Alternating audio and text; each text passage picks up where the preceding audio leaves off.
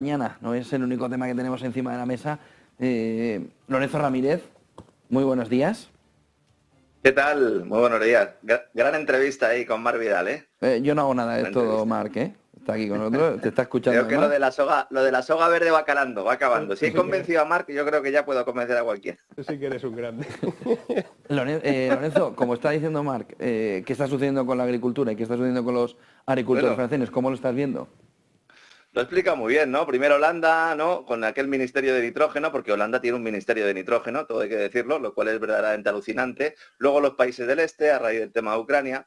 Luego los alemanes, que les han comido la tostada y realmente empiezan a darse cuenta ahora, ¿no? De que realmente pues no tenían ni mantequilla ni mermelada.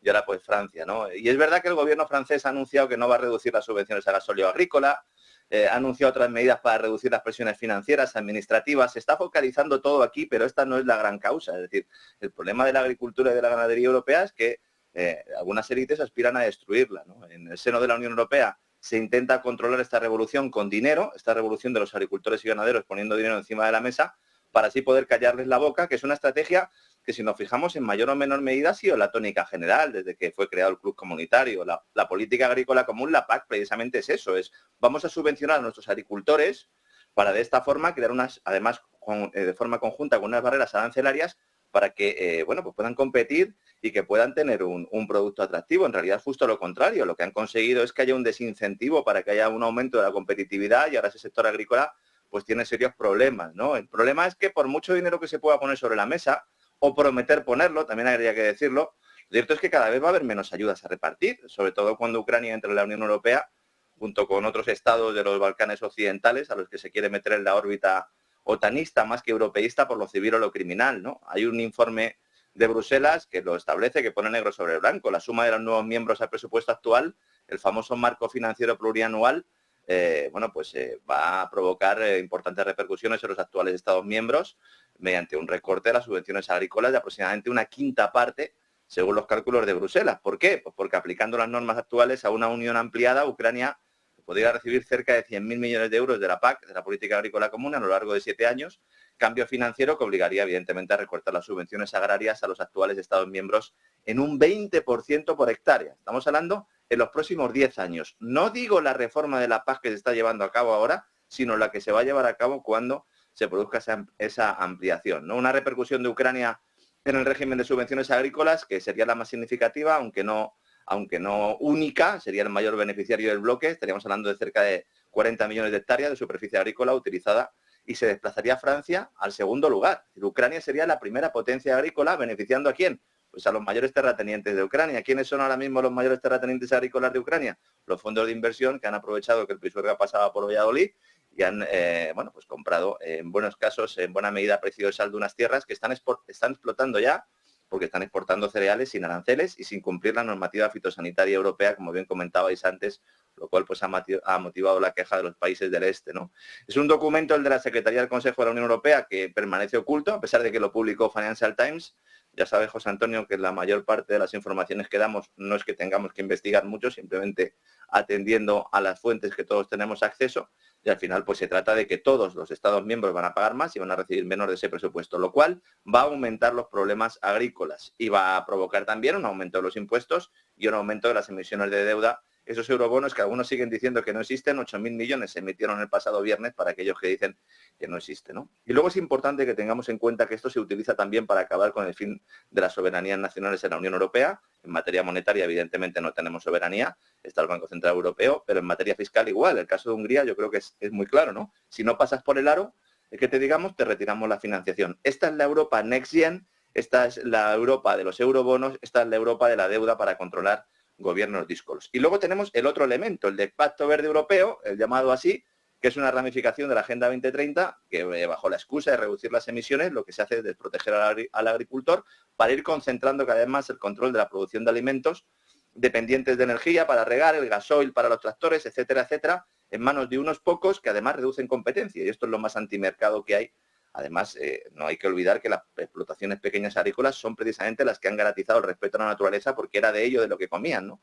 Yo esto siempre lo digo y con una ley, la Restore Nature, que con la excusa también de restaurar la naturaleza, pues van a acabar con lo poco que queda de la maltrecha agricultura y ganadería europea, como hemos contado aquí ya en muchos casos, y que no es nada más que un proyecto de ingeniería social para hacer a los seres humanos dependientes de una serie de conglomerados agroalimentarios que van a seguir explotando recursos de forma indiscriminada, que van a seguir solicitando fondos para las cuencas hidrográficas españolas.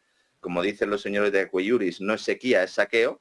No hay un problema de agua en España, solo hay que mirar cómo están los embalses, solo hay que mirar las cuencas hidrográficas. Es verdad que en algunas regiones sí, que no se me enfaden nuestros amigos catalanes, en algunas regiones sí hay problemas, pero al final lo que se trata poco a poco es de ir llegando a un modelo en el cual, pues a pesar de que haya agua, no se puedan beneficiar las pequeñas explotaciones, ¿no? Entonces, con la excusa del cambio climático se va a robar a los pequeños agricultores. En el caso de España, según la patronal Asaja, el 40% de la tierra va a tener que dejar de ser cultivada si se lleva a cabo Restore Nature, Dios no lo quiera, y luego, bueno, pues se va a obligar a reducir a la mitad los plaguicidas y pesticidas químicos de los productos europeos, mientras, como bien decíais, en Marruecos o en Ucrania, no solo es que se utilicen, es que se utilizan los que están prohibidos aquí en estos momentos, ¿no? Es muy revelador también ver cómo los plaguicidas químicos deben ser eliminados, pero la comida química es presentada como la solución a todos los problemas del hambre, ¿no? Entonces, bueno, todo esto hay que tenerlo en cuenta a la hora de establecer todo lo que va a pasar. Yo creo que los van a intentar tapar la boca con dinero, pero va a ser difícil, ¿no? Sobre todo los franceses, que, como decía Marc, son profesionales en esto de montar el lío, y en este caso, pues a pesar de que muchos de los que estén afectados sean empresas y explotaciones españolas, pues a lo mejor tenemos que mirar un poco más allá para entender lo que está pasando. La otra fotografía que se empieza a ver claro es en lo que está sucediendo en el Mar Rojo. Pero ¿China de verdad está interviniendo en el Mar Rojo? ¿Hasta qué punto está presionando sobre lo que está sucediendo en los ataques hutíes para esa ruta de la seda, Eso han dicho 4 funcionarios misteriosos iraníes y un chino, por lo visto, a la agencia Reuters, ¿eh? Yo rogaría que pusieran los nombres y apellidos y así nos enteraríamos, ¿no? Situación. Saben los telespectadores ya, hace unos días la Administración de Estados Unidos pide a China, su principal rival geopolítico, colaboración para evitar que los hutíes interrumpieran el tráfico de mercancías por el Mar Rojo, apelando a su responsabilidad como potencia mundial y a sus relaciones con Irán, a quien el Pentágono, el resto de ejércitos occidentales atribuyen ese respaldo, al menos la tutela. Yo creo que no se coincidimos todo, a este bloqueo que, recordemos, afecta solo a las navieras, en principio, de los países que no están condenando la matanza sistemática de civiles del gobierno de Israel en Gaza. Es así como, esto no es un conflicto, esto es una matanza, y hay que decirlo claramente y no nos escondemos. Esta petición, que a varios analistas en Europa y Estados Unidos les sorprendió, pareció sorprenderla, se produce, y esto es lo más relevante aquí, ante la incapacidad de Estados Unidos y de Reino Unido, que son los que lideran esa especie de coalición, para garantizar que los buques no sean atacados. Entonces, en los últimos días, la Marina de los Estados Unidos ha sido atacada por los yemeníes mientras estos escoltaban barcos comerciales de la famosa naviera Maersk a través del Golfo de Adén y de Bab al-Mandab, que es ahí donde está fundamentalmente el lío. La misión termina en un fracaso para los estadounidenses, puesto que los buques portacontenedores tuvieron que darse la vuelta y renunciar a transitar por ahí. Curioso, porque Maersk lleva 15 días diciendo que no iba a transitar por ahí. Vemos como al final la necesidad es perentoria. Y un buque británico también, que llevaba como carga nafta de origen ruso, sufrió un ataque con misiles, poniendo de manifiesto pues 2 cosas. Primero, que los buques británicos llevan nafta ruso, lo cual yo creo que ya también nos dice muchas cosas. Y luego el papel de policía global, que para muchos justifica la existencia de la OTAN, que está lejos de sus mejores momentos. En este contexto se produce la petición de Estados Unidos a China, lo cual, a pesar de la propaganda oficial, supone un golpe a la imagen del país y una muestra de debilidad. Las barbas de los señores de Taiwán tienen que estar ya remojando, porque ya me dirán ustedes, los taiwaneses, que confían precisamente en la protección de esos destructores norteamericanos, ¿no? El futuro del gobierno de Taiwán depende de esa protección del amigo americano, que está tomando buena nota de todo esto. Y es entonces cuando la agencia Reuters publica una información asegurando que funcionarios chinos han pedido a Irán que frene los ataques a barcos en el Mar Rojo por parte de los hutíes, o se arriesgan a dañar las relaciones comerciales con Pekín, ¿no? Según Reuters, China habría exigido a Irán que ayude a frenar estos ataques, y si no, Teherán correrá el riesgo de perder sus relaciones comerciales con Pekín. Y esto nos lo han dicho 4 fuentes iraníes y un chino. Esto parece un chiste, ¿no? Esto va un chino, un iraní y uno de Reuters, y entonces se ponen de acuerdo. ¿Qué es la realidad? El que quiera saber cuál es la posición del gobierno chino, hay medios de comunicación que son del Estado chino, y en inglés algunos. Lean ustedes el Global Times, por ejemplo. Entonces, ¿qué es lo que ha dicho China? Dice, si nuestros intereses se ven perjudicados de alguna manera, esto puede repercutir en nuestros negocios con Teherán. Así que plantear a los hutíes que se moderen un poco, ¿no? Esta es un poco la idea. El problema de esta información es que no concuerda con lo que están diciendo Irán y China. La respuesta de Pekín ha sido bastante clara, y lo que indican es, señores, la Casa Blanca está bien que nos pida que reduzcamos la tensión en el Mar Rojo, pero quien puede reducir la tensión en el Mar Rojo es la Casa Blanca, deteniendo o al menos intentando hablar con Israel para detener esa matanza en Gaza, ¿no? Recordando además que el Consejo de Seguridad de la ONU jamás ha autorizado ningún tipo de operación militar en Yemen, porque esto también hay que tener en cuenta, ¿no? Por lo tanto, lo que está haciendo Estados Unidos y el Reino Unido es una agresión. Es verdad que lo que están haciendo los hutíes también es una agresión, pero por lo tanto esto también hay que tenerlo en cuenta. Y luego, el conflicto, la matanza de Gaza, al que Estados Unidos podría poner fin mañana si finalmente se atreviera a utilizar esa considerable influencia que teóricamente tiene sobre Israel. Pero no. ¿Por qué está pasando por la humillación de rogarle a su principal rival geopolítico que lo rescate? Porque eso es lo que está haciendo Estados Unidos. Pues esto muestra hasta qué punto el gobierno de Estados Unidos es rehén de determinados lobbies, de determinados intereses que van contra los propios intereses, valga la redundancia, no solo del pueblo norteamericano, sino del propio Joe Biden, que está viendo cómo su popularidad, que ya estaba por los suelos, sigue bajando hasta el punto de que en Estados Unidos a Joe Biden le llaman Genocide Joe, le llaman el genocida Joe. Y estamos ya prácticamente en campaña electoral, estamos ya con todo preparado para estas elecciones, por no parar en los pies a Netanyahu. Y luego, en cuanto a China, el Global Times de fin de semana en un editorial exponía con crudeza otra realidad que muchos no quieren ver. Dicen, señores, si ustedes quieren contar con nuestra ayuda, deben comenzar a tratar a sus homólogos chinos con mayor respeto. Tan solo hay que echar un vistazo a la prensa norteamericana, el New York Times, para comprobar lo burdo de la manipulación, ¿no? Dicen, no, es que China tiene la culpa de lo que está pasando en Oriente Medio. China tiene la culpa del deterioro de la situación de seguridad en Medio Oriente, lo cual muestra lo ineficaz que ha sido la promoción de la paz y tranquilidad por parte del señor Xi.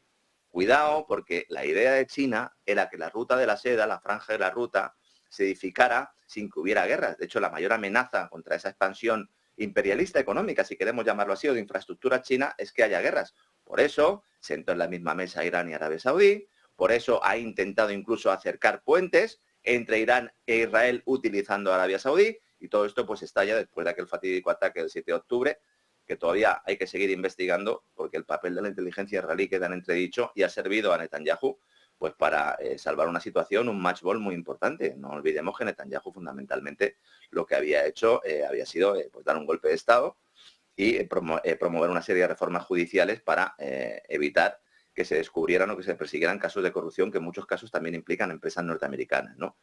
Mi opinión es posible que China medie? Sí, pero no para ayudar a Estados Unidos o a Reino Unido, sino para garantizar que sus exportaciones no se resientan por el bloqueo yemení, porque aunque sus navieras no están sufriendo ataques, cierto es que muchos de los buques que tienen banderas de países que no cuestionan esas acciones israelíes pasan por la zona marítima con productos cargados en puertos chinos o en puertos rusos, como estábamos hablando antes con el NAFTA, y al final esto puede pasar factura al sector exterior del gigante asiático. Entonces, por ahí a lo mejor sí se puede reconducir, pero cuidado, porque hay rutas alternativas, porque la iniciativa de la Franja y la Ruta y la alianza con Rusia plantea un cambio de rutas comerciales, porque está también el tema del Ártico y porque ahí hay una batalla geopolítica que va mucho más allá, ¿no?, de unos tipos lanzando misiles a barcos que llevan productos por el Golfo o por el Estrecho de Bab el-Mandab, José Antonio.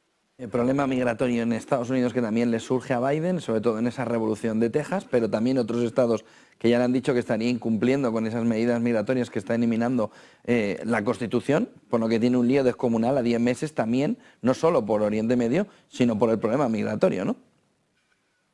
Sí, como no le echó una mano a la Reserva Federal bajando tipos de interés, yo creo que ya va a tener la tormenta perfecta el amigo Joe, ¿no? Cuando el gobernador Greg Abbott de Texas invocó ese derecho constitucional para la autodefensa, pues de verdad saltaron todas las alarmas.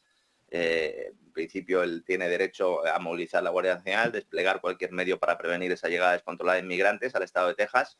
Hay que decir que ahora mismo, pues evidentemente en Eagle Pass la situación es crítica. La Guardia Nacional tomó el control de un parque local que los inmigrantes irregulares utilizan como zona de acampada después de cruzar el Río Grande. Se ha colocado ese famoso alambre de púas a lo largo de kilómetros del río para bloquear la entrada de Estados Unidos, y la Corte Suprema pues ha permitido que la administración Biden lo retire, pero hay una batalla legal en los tribunales que todavía está lejos de solucionarse y que es una disputa que se produce después de que el Supremo pues se pronunciara también a favor del gobierno de Biden y permitiera a la patrulla fronteriza, como decía antes, cortar esa alambrada instalada cerca de Eagle Pass, ¿no? Texas respondió redoblando la apuesta, ordenando a la Guardia Nacional que siguiera instalando ese alambre a lo largo de la frontera, y la Patrulla de Aduanas y Fronteras ha informado de que más de 300.000 extranjeros irregulares cruzaron a Estados Unidos en diciembre, que es la cifra mensual más alta registrada en la historia de Estados Unidos, al menos desde que hay registros o al menos desde que hay ordenadores que guarden esos registros, ¿no? Varios gobernadores republicanos, como dices, han apoyado públicamente a Texas. Todo esto está ya en medio de la batalla para elegir candidato en el partido, con un Donald Trump que está barriendo a Nikki Haley, una política que no olvidemos, cuando era embajadora de Estados Unidos en Naciones Unidas, no ocultaba que su principal objetivo era defender los intereses de Israel y que desde hace años también es la musa de los halcones de Washington que buscan una guerra abierta con Irán. Es decir, hay que decir que hay psicópatas, yo con esto siempre quiero ser muy claro, ¿no? Sin paños calientes. Hay psicópatas que nos quieren llevar a una guerra mundial. Y esto hay que decirlo. En países supuestamente democráticos. En los países no democráticos también, pero en países supuestamente democráticos lo tendremos que criticar porque son nuestros países y porque se supone que hay unas separaciones de poderes, aunque luego vemos que en muchos casos no existen. Entonces, hay una serie de halcones que quieren una guerra abierta con Irán. Y luego, respecto a la cuestión migratoria, los amigos de Negocios Televisión, los que me siguen además en el canal de César Vidal, saben que llevo tiempo considerando que este elemento se está utilizando como un ariete para sembrar el caos y luego justificar la imposición de orden, cercenando derechos y libertades. Las políticas migratorias y sociales de nuestro tiempo provocan un aumento de problemas civiles, un incremento de delincuencia, porque los servicios públicos no son capaces de asumir la llegada descontrolada de una inmigración irregular, de forma que los ciudadanos al final acaban solicitando mano dura, acaban admitiendo que se aprueben regulaciones que, como digo, cercenan derechos y libertades. Y esto es lo que subyace tras lo que muchos denominan el gran reemplazo, que es un tema muy polémico y que provoca divisiones sociales, que está muy manipulado y que en buena medida está fomentado desde determinadas élites, que algunos llevamos tiempo denunciando. Es verdad que clamando en el desierto, una inmigración masiva que ya no solo afecta a los países europeos del sur del Mediterráneo, sino que se ha convertido en un reto global y que tiene pues ahora copando las portadas en Estados Unidos. Entonces se nos presentan una serie de soluciones trampa, unas recetas que apelan a sentimientos de empatía, de humanidad, pero que son un caballo de Troya para ir desestructurando las sociedades occidentales y hacerlas más manejables. No es racismo considerar que deben existir mecanismos adecuados para integrar a los ciudadanos extranjeros, porque de lo contrario se van destruyendo pilares económicos, se van desarrollando determinadas instituciones que han ido creándose de forma espontánea a lo largo del tiempo y que se pueden destruir de una manera muy rápida, ¿no? En el caso de los sistemas de seguridad social es evidente, ¿no? Ya no hablo de valores y culturas, que ese sería otro elemento adicional, ¿no? Entonces los gobiernos, en lugar de proteger principios de la sociedad que representan, lo que hacen es fomentar todas estas prácticas que en realidad lo que provocan es un aumento de la xenofobia. Los políticos estos que promueven esta inmigración irregular, en muchos casos ayudando a mafias que trabajan bajo el escudo de las ONGs y que al final lo que consiguen es que aumente también ese rechazo, ese racismo, porque en realidad es lo que se pretende. Crear caos social en el que uno nos enfrentemos con los otros mientras los que mueven los hilos sacan tajada. Y al final lo que se consigue es preparar a la sociedad para que se pida un control que va más allá de las fronteras, llegando a implantarse para todos los ciudadanos, para nacionales y extranjeros. Antes lo habéis comentado, ¿no? En la entrevista con Marc, cuando hablabais de la biometría y del escaneo de iris. La empresa Marques & Marquez prevé que el mercado de sistemas biométricos se va a duplicar en los próximos años. La biometría con fines de migración va a constituir un sector fundamental.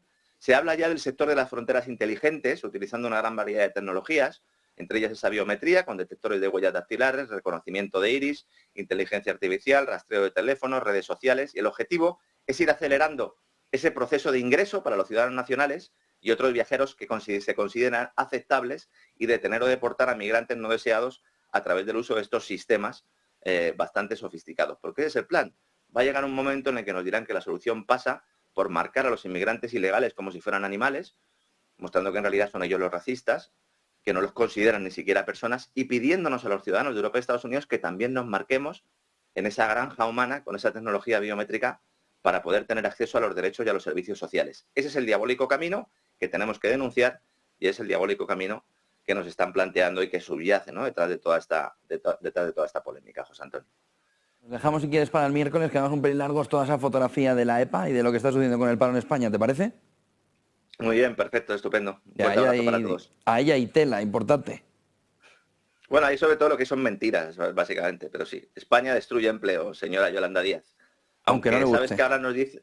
Bueno, es que Yolanda Díaz dice que ahora lo que tenemos que hacer es disfrutar del desempleo. No lo tenemos que pasar bien, ya que estamos los que estén en paro, que se lo pasen bien al menos. Bueno, si paga el Estado, es decir, si pagamos nosotros. Bueno, acá. Por eso ahora van a hacer falta solo 10 peonadas para cobrar el PER. ¿Qué te parece? ¿Lo vemos el miércoles en detalle? ¿Entramos en ello? Sí, perfecto. El miércoles hablamos. Buen día, buen negocio, Lorenzo, gracias. Un abrazo. Hasta mañana. Hasta mañana, hasta el miércoles 10 y 18 de la mañana.